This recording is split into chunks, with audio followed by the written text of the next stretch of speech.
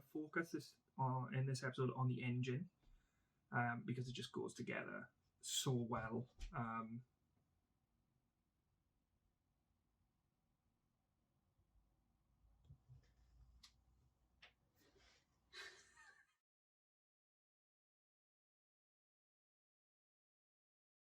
Hi guys, and welcome back to Scale Motor. So today we are jumping into the first part of our GSX-RR 2020. It's a lovely kit from Tamiya, one I wanted to build since they mentioned it was being released.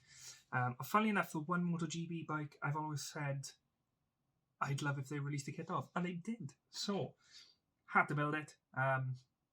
Bought it recently. I've got one. Paul over at ISM has got one. I know a couple of other people have got them now, like Dan Croak over the Dan Cave. A couple of our friends in the Hangout. So yeah, there's a few of us with it. But me and Paul are going to be buddy building this, and we're going to be video building this simultaneously. So you may have already seen his first part and his inbox review. I've done an inbox review too. But like I said, in this one we're going to be focusing on the engine. It goes together so well. It is a work of art. Yeah, really enjoyed it so far. I definitely recommend the kit to anyone. So yeah, we're gonna be priming, painting, and assembling the engine. And I'll have a couple of photos at the end before I come back for a little bit of an outro. But yeah, I'm not gonna mumble on any longer. Let's just jump in. So I'm not gonna bother showing you guys me cutting bits off sprues and cleaning bits up. I do that in most videos, and I think that's just gonna bore you. So we're gonna jump right in with fitting the engine together. It goes together so well. I mean, some parts felt like they didn't need gluing. So yeah, if you just follow your instructions, it's quite simple to put together.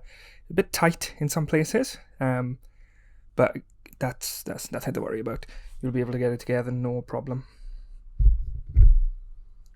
Pay special attention. There is a like a bar which needs to be added before you put the two sides together. You can see that kind of bar down the bottom. Very easy to forget and miss out. But like I said, the engine fits so well together. I don't even think you need it there, to be honest.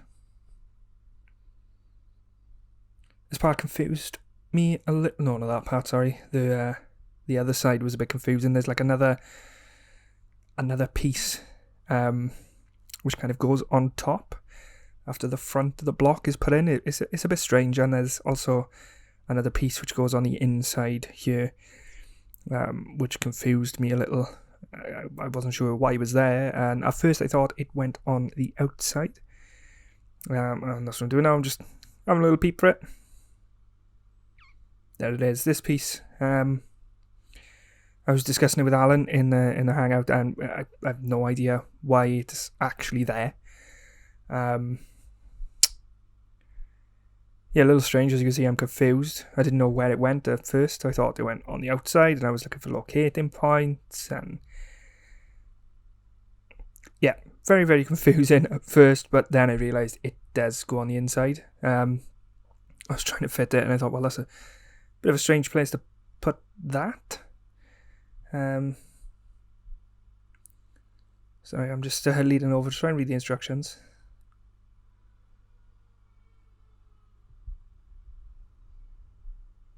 So I'm using Tamiya extra thin to put everything together. We're just running it along the back side of the seams, and then giving the engine a little squeeze, and it'll go together. And there we go. I finally found the locating points. Annoyingly, I put it in the correct way first, I think, and then turned it round and put it in the wrong way. Those two kind of pointy protrusion bits on the plate are meant to go backwards towards the intake ports. But yeah, like I said, I'm not entirely sure why it's there. I haven't had any issues up until this point with fitting other stuff, so you don't worry too much. If you know why it's there, let me know. because it baffled me.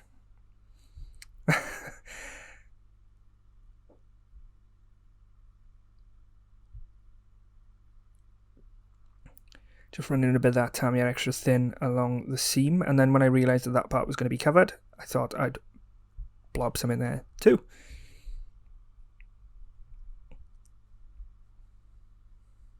Yeah, just give it a little squeeze and you can barely see the seams. It fits so well. I did stick that piece on the side. I guess it's not the clutch cover, so some sort of cover on the right hand side of the engine. I did glue it on at this point, but then I realised it needed to be a different colour, so I did prise it off, and it came off good, thankfully. Just goes to show, just pay attention and don't rush ahead. Yeah, I've taken it upon myself to slow down a bit with this build, and I know a lot of the other builds took a while to upload, but I want to slow down with this one just because I want it to be the best it can be. So yeah, there's that little piece I was talking about, which fits over the front. Again, fits really, really well. You can barely see any seam lines, so you're not really going to have to bother filling and sanding. There is a natural seam on the engine on the lower part of that piece, so that's nothing to worry about. I'm just scraping off any remnants, any excess there.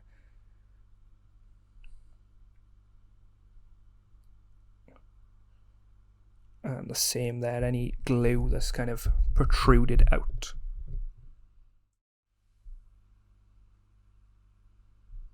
Don't forget the polycap in the back of that side plate for this clutch to slip in, and it actually spins.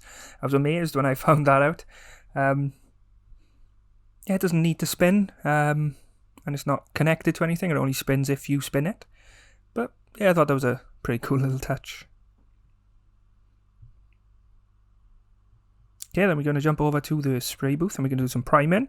I'm using the Mr. Surface Fella 1500 Black.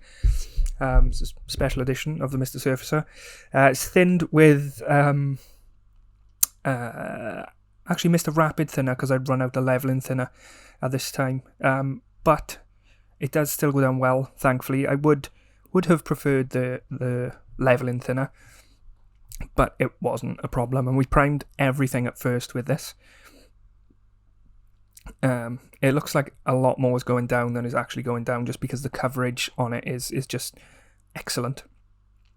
Pay special attention when doing things like these bike engines to make sure you get into all the kind of crevices and the nooks and the crannies and the recesses and everywhere. So just take your time and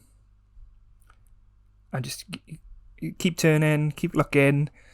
If you need to pop it aside for 2 seconds and have another look, that's fine. This is why we want to build it up slowly and not just kind of hose it on, because if you do hose it on, you can end up missing bits or get it pooling in places where you're not going to notice straight away, and you'll realise then later on, and that'll be really annoying.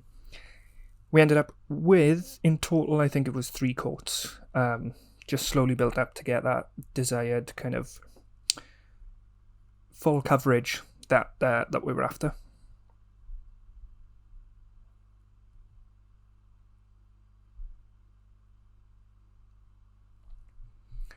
And then, so looking at reference pictures, I didn't want to use the colours which were called out in the manual for pretty much most parts of the engine.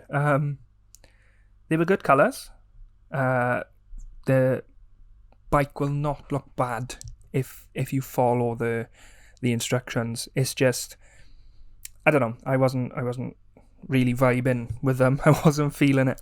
So I looked at a lot of reference photos and I realised that the main block was a lot more flat than the Tamiya flat aluminium would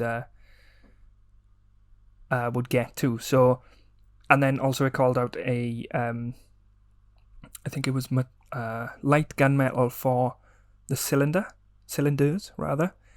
That's too dark, way too dark. It looks like, looking at reference photos, it looks like it's just like a shinier aluminium. compared to the lower crankcases. So what we done is we went around and masked off the cylinders. We come in first with, I think it was 1mm masking tape, just going all the way around on the kind of separation line between the main crankcase and the cylinder. And then once we got around with the 1mm masking tape, we went round with some thicker masking tape. I think this is 3. And then we went round with a little bit thicker again. And then, once we'd masked that off, we went for Mr. Colour GX2. This is a gloss black, and it's my favourite gloss black. Works really, really well. And we put 2, I think it was only 2 coats in the end. Thinned with Mr. Leveling Thinner. I believe, yes, Mr. Leveling Thinner. I had dregs. I didn't use it for the primer because I didn't have enough for the primer, so I had dregs left and I used it for this. And we ended up with 3 coats, I believe, and starting off spraying kind of away from the edge of the masking tape just so we didn't get any like bleed through, and then subsequent coats were just sprayed normal. The reason I done this is because I wanted a slightly different base, because my original plan, which you will see coming up, was to paint the whole block and cylinder in aluminium by Alclad. And the gloss black base would give me a shinier metal finish, and the matter, more satin of the Mr. Finisher would give me a duller effect when it comes to the aluminium. So that's what we done. We got the gloss black on the cylinder because we wanted it more. We wanted it to shine more. And then we also went round some other plates and parts which stick to the side of the engine with gloss black ready for some chrome.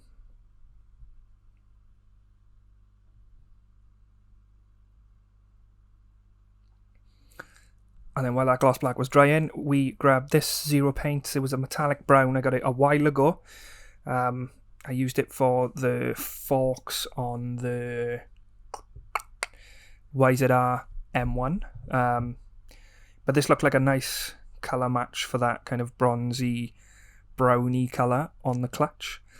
The kit part, the clutch, it looks amazing. I was well happy with it. Fairly detailed. So yeah, we just went over with a bit of that metallic brown. Now with it being Zero Paint, we want to build it up slowly. So I think I ended up with like 4 coats in total. Yeah, about 4 coats, and built up very slowly. Next we moved on to the chrome. Alclad chrome. I'm using a 0.2 needle in the apex, because I like the way the metallics go through. They seem to lay quite nice on with a 0.2 needle. And a bit less comes out, so it's a little tiny bit harder to saturate the parts and lose that kind of metal effect. So as we normally do with Alclad, thin coats and build it up slowly. I've put the pressure up on my pressure down on my compressor, and I tightened the trigger tension on the airbrush just so I could give myself a better chance at laying down some thinner coats. And as you can see, that's just 1 coat, and you can see it is pretty shiny already. I didn't want this super high shine, so I maybe went a little thicker than I normally would if I was going for that high mirror shine. Just because I don't think that super mirrory shine was called for looking at reference photos. Then you can see that's just 1 coat, and yeah, I think it turned out really well. So we just went round all the other little bits and pieces of the chrome, and then we moved on to, now this is for the sump and the cam cover. So we're using that Army Painter paint there.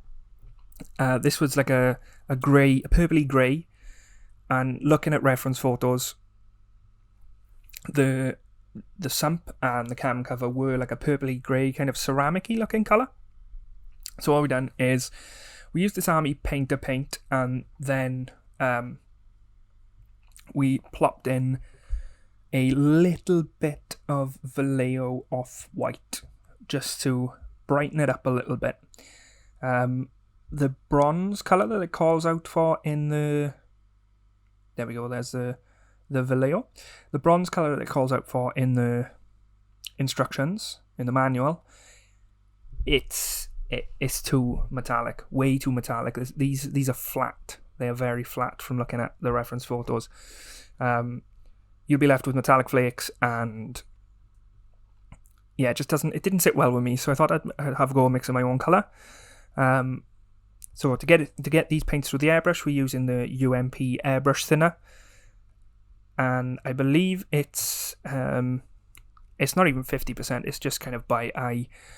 Following the little UMP thinner chart, I went off Valejo rather than the Army Painter, just to make it a little bit thinner to go through the airbrush. I think I may have over thinned it because it when it was going down, it was quite watery. So if you do go along this route and mix your own paint using like Army Painter and Valejo or anything else, just keep that in mind.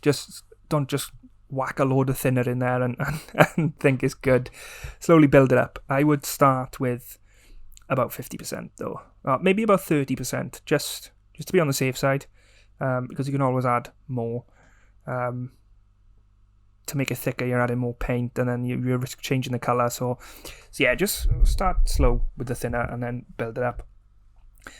This is through the 0.35 needle on the apex.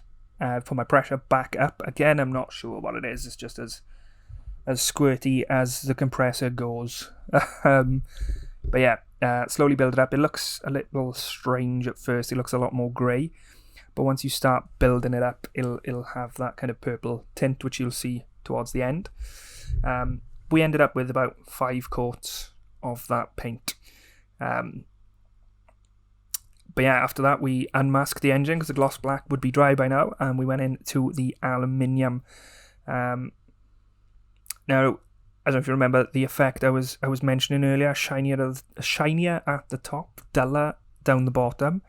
It did work, but not as great as I originally hoped. The crankcases were still, to my eye, a little bit too flash, a little bit too shiny.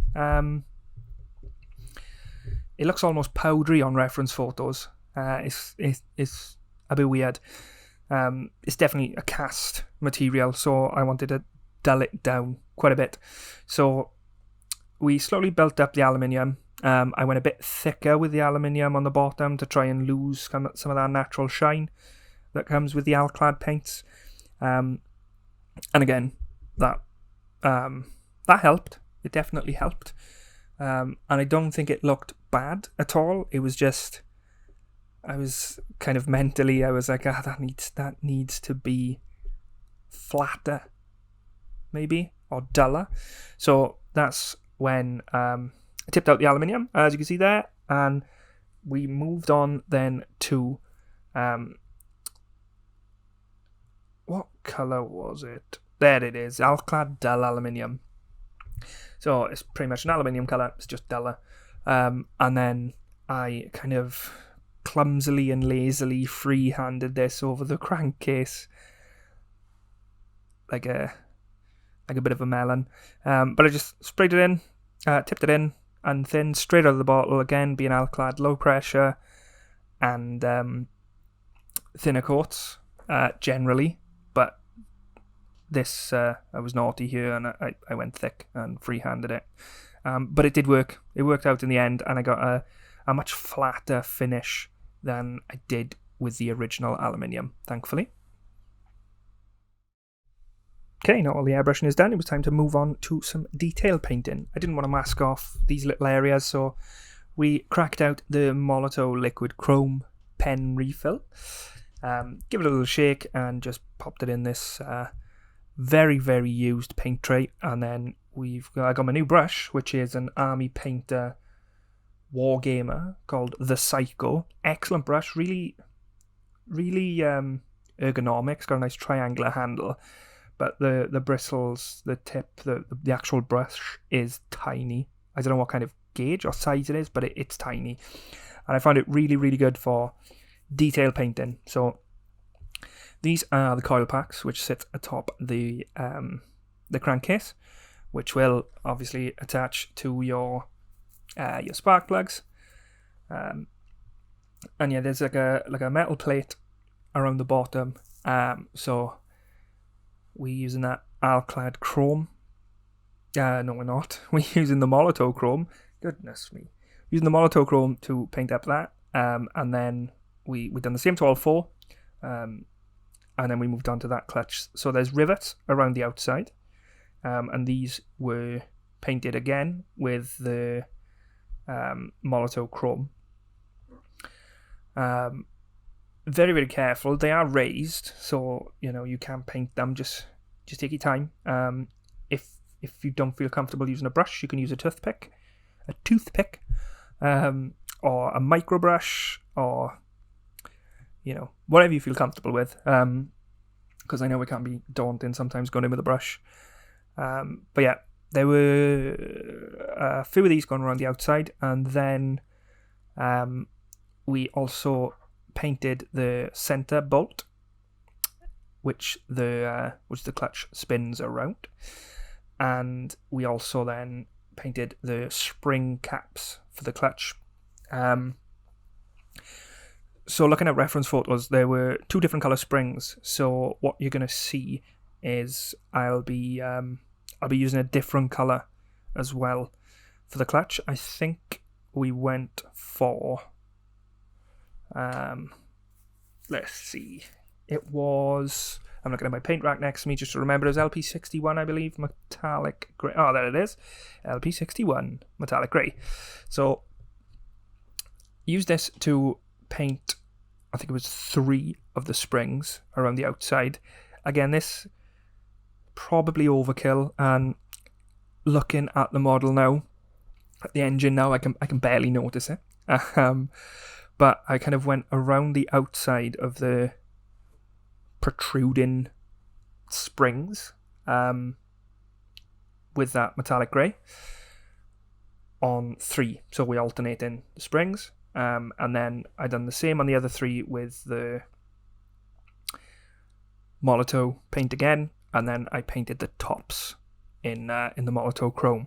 So essentially, the tops are all meant to be chrome, and the sides are meant to be a slightly different colour.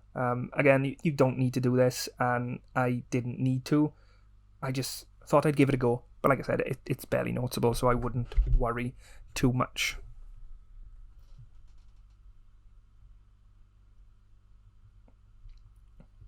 I finally got myself some good tweezers as well. So these are Tamiya HG straight tweezers, and I've been using cheap Amazon tweezers since I started. Literally like 12 in a pack for £8 or whatever. And yeah, moving on to these Tamiya ones, it's night and day. They are so good. If you don't have any, I was put off by the price, but if you don't have any, I definitely suggest them. They are excellent tweezers. Nice and thick. But yeah, anyway, we used those excellent tweezers to pop in the polycap, and then I was using my sleeve to rub off my fingerprint from that chrome part, and then we finally pushed that down, and it was actually fitted for the 3rd time now, the 3rd and final time. And then what we're going to do now is we're just going to move on to those coil packs up the top. These 4 coil packs, they do need to fit a specific way. Each one kind of fits a certain way, and the kind of locating points and the mounting holes are a particular shape, so they'll go in. They'll go in with no problem at all. They are a really, really tight fit, but I ended up not even gluing them because we didn't need any glue. Speaking of glue, the Loctite Creative Perfect Master Pen, or whatever it's called, the Super Glue Creative, it says. Excellent. Again, first time using these. and yeah, I'm absolutely chuffed with it. So yeah, tiny dab of CA glue on the locating points underneath for the sump, and that fits really, really well. It can only go on one way, so don't worry too much about that. And the same with our cam cover. Again, fits really well. I was contemplating not gluing it, but I'm a bit of a pleb, and I'd probably end up dropping this at some point, so I thought it's best to have a bit of insurance there. So a little bit of the Loctite super creative precision pen guy, and then we'll just pop our cam cover on, give it a little push, and we're good to go.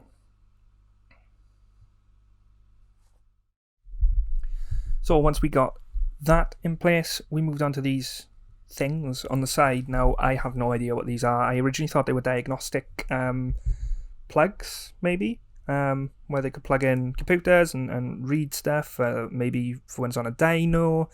No idea. Alan in the Hangout seemed to think that these were inspection plugs, so they could be taken out, and the top one be for the water jacket, the bottom one being for the crank, and the middle one being for God knows what. Yeah, if you do know what these are, comment down below, because I'd really love to know what they are, because they have been confusing me since I first saw them. But yeah, these again, they fit really, really well. Just a tiny blob of the CA glue, and then just grabbing my tweezers. I'm using them to pick everything up. I probably could have done this with my fingers, but I've got to justify the price. Yeah, again, fit really easy. They go a specific way. The kind of mounting points are shaped in such a way that they'll only fit in one way. So don't worry too much. They don't have to, like, they're not for a specific position, but they do go in a certain way. So if it's not pushing in, don't worry. Just turn it around and give it a push, and it should go in fine. So there we go. We're back to the coil packs I mentioned earlier. You can see I was having a little bit of an issue trying to get that to fit, just because, like I said, the fitment was so great originally. A tiny bit of CA glue I used while mounting the part on a cocktail stick made it so it wouldn't go in. So I'm just trimming that off the bottom. Be careful if you're doing that, because I have poked myself quite a few times with a new blade, and it's not fun. But as you see, it goes in really, really well. Even trimmed down, it just went straight in, no issues. So yeah, again, they need to go in a specific way, just because those plates are a specific shape. The plate's kind of on the bottom of the coil pack, so just make sure you're putting them in the right ones. Just refer back to your instructions. As you can see just past my hand there on the instructions on step 2 in the top right, they do have a little diagram to show which way they go in.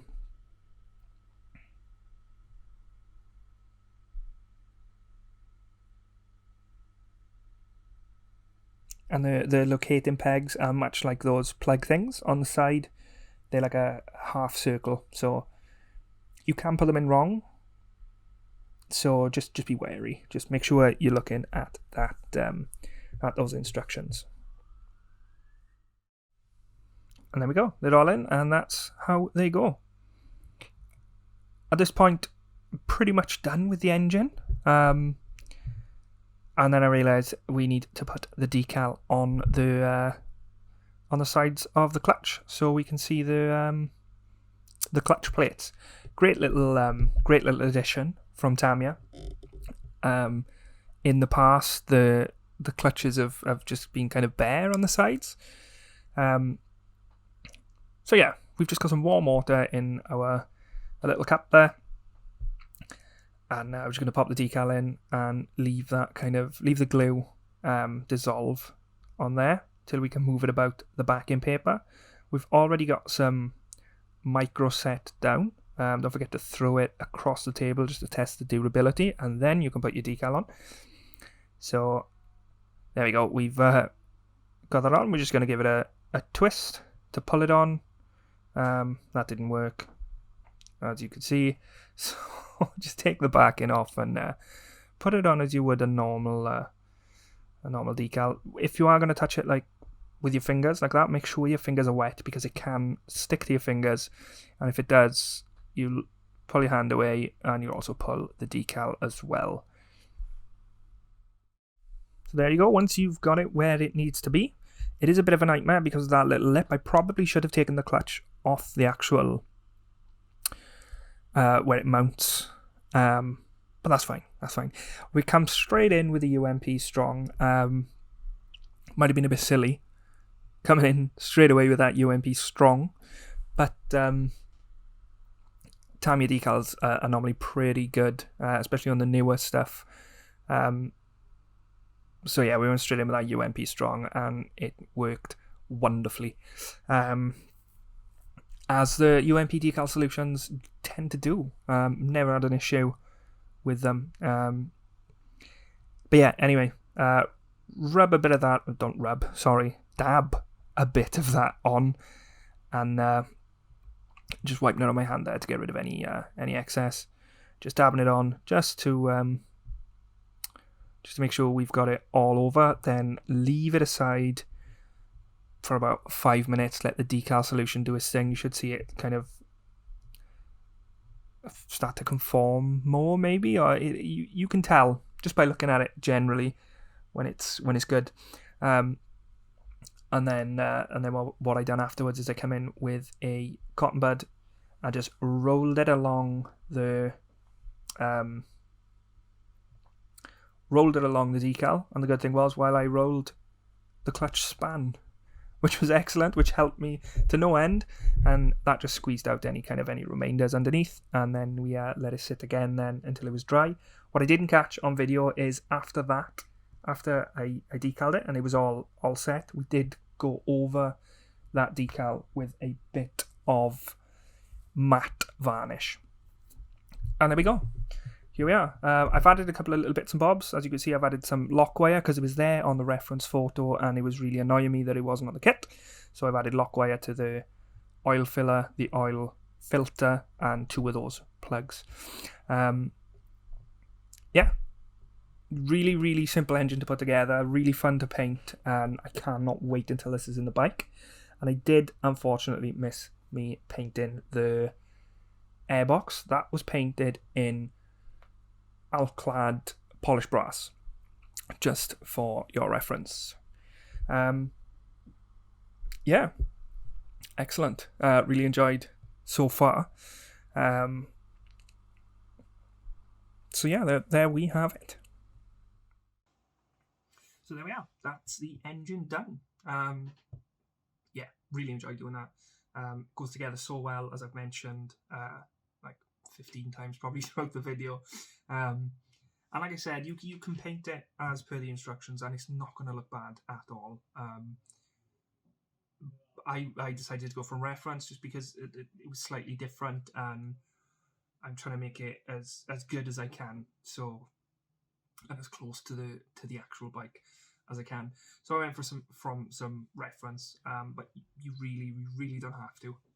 Build for you, don't build for other people, and that's what I wanted to do. So that's why I done it. But yeah, I've really enjoyed it. I would recommend the kit. I'm currently working on the second part, and in the second part we're going to be focusing on the bodywork.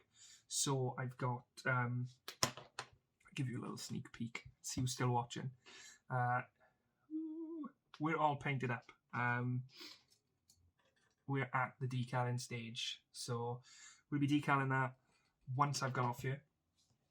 And then we're going to leave that set. It's going to be a couple of days before I'm going to be able to get to 2K it, because I've got to leave the decal set, and I'm working, and I've got other commitments.